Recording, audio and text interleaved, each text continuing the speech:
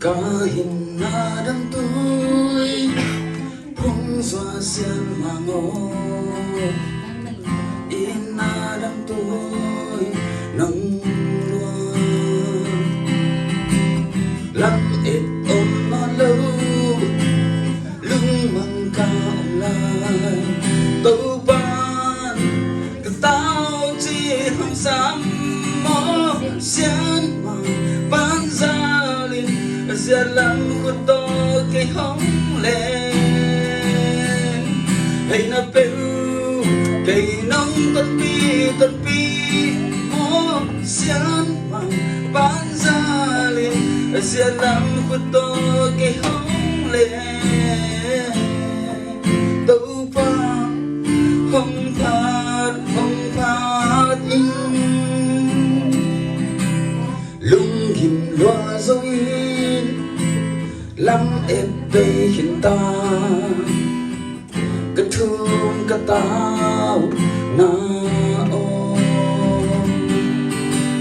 Ca ô hông ra in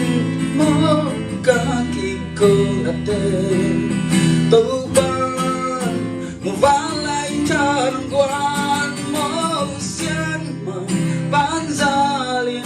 Giờ lắm của tôi cái hóng lên Hay na bêu Cây nông tuần pi Mô xiên mà